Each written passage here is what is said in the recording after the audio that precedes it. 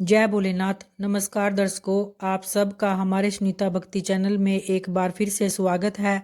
भगवान भोलेनाथ व माता पार्वती की कृपा आप और आपके समस्त परिवार पर बनी रहे।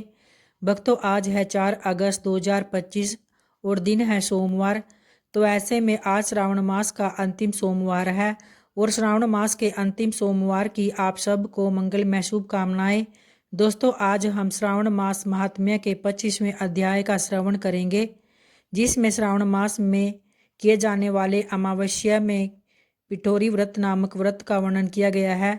तो इस प्रकार से भगवान शंकर जब सनत कुमार से बोले कि हे मुनिश्रेष्ठ, अब मैं उत्तम पिठोरी व्रत का वर्णन करूंगा। सभी संपदाओं को प्रदान करने वाला यह व्रत श्रावण मास की अमावस्या को किया जाता है। जो यह घर है वह सभी वस्तु मात्र का अधिष्ठान है, इसलिए इसे पीठ कहा गया है और पूजन में वस्तु मात्र के समूह को आर कहते हैं। अतः हे मुनीश्वर, इस व्रत का नाम इसलिए पिठोर है। अब मैं उसकी विधि कहूँगा, सावधान होकर सुनिए। दीवार को ताम्र वर्ण, कृष्ण वर्ण और श्वेत वर्ण धातु से पोतना चाहिए। अगर ताम्र वर्ण से पोता गया हो तो पीले रंग से, कृष्ण वर्ण से पोता गया हो तो श्वेत वर्ण से और श्वेत वर्ण से पोता गया हो तो कृष्ण वर्ण से चित्र बनाना चाहिए, अथवा श्वेत पीत से, लाल से, काले से या हरे से चित्र बनाए। मध्य में पार्वती सहित शिव की मूर्ति अथवा शिवलिंग को बनाकर विस्तीर्ण दीवार पर संसार की अनेक चीजों का चित्रण करे। चतुशाला सहित रसोईघर, देवालय, शयनघर, 7 खजाने, स्त्रियों का अंतपुर जो महलों तथा अट्टालिकाओं से सुशोभित तथा साल के वृक्षों से मंडित हो, चूने आदि से दृढ़ता से बंधे पाषाण तथा ईंटों से सुशोभित हो और जिसमें विचित्र दरवाजे, छत तथा क्रीड़ा स्थान हो, इन सभी को चित्रित करे। बकरियां, गायें, भैंस, घोड़े, ऊंट, हाथी, चलने वाला रथ, अनेक प्रकार की सवारी गाड़ियां, स्त्रियां, बच्चे, वृद्ध, जवान, पुरुष, पालकी, झूला और अनेक प्रकार के मंच, इन सब का अंकन करे। स्वर्ण, चांदी, ताम्र, शीशा, लोहा, मिट्टी तथा पीतल के और अन्य प्रकार के विभिन्न रंगों वाले पात्रों को लिखे।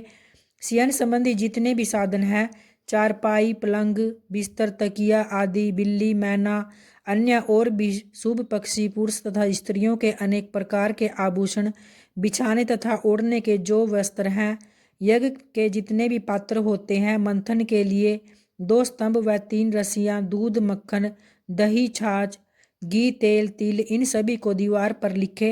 गेहूं, चाल, अरहर, जौ, मक्का, वार्तानल एक प्रकार का अन्न होता है।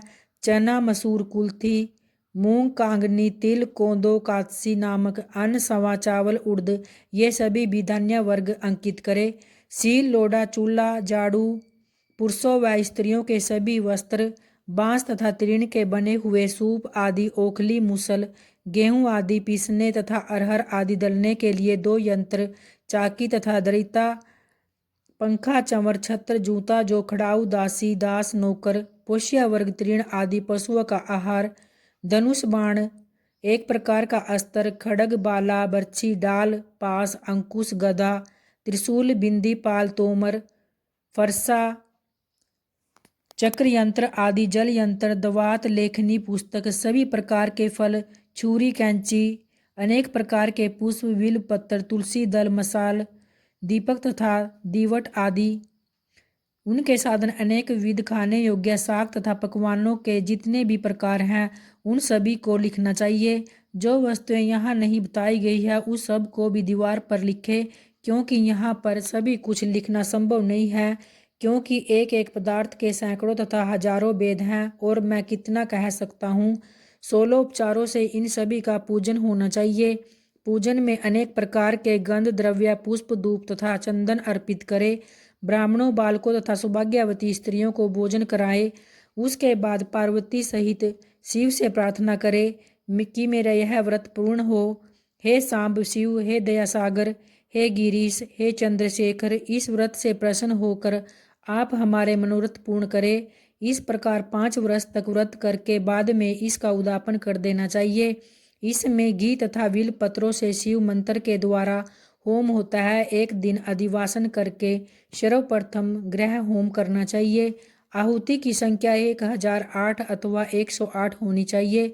हे वत्स, उसके बाद आचार्य की पूजा करे और भूयसी दक्षिणा दे। इसके बाद व्यक्ति इष्ट बंधुजनों तथा कुटुंब के साथ स्वयं भोजन करे। ऐसा विधान किए जाने पर मनुष्य सभी कामनाओं को प्राप्त कर लेता है। इस लोक में जो जो वस्तुएं उसे परम अभिष्ट होती है, उन सभी को वह पा लेता है।